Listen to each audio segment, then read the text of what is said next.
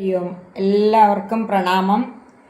ഇന്ന് രാവിലെ നമ്മൾ ഭാഗവതം തുടങ്ങിയല്ലോ. എന്നാൽ ഇന്ന് വൈകുന്നേരം ഭഗവാന് വേണ്ടിയിട്ട് ഒരു നല്ല സംഗീത സദ്യ ഞങ്ങൾ സമർപ്പിച്ചിട്ടുണ്ട്.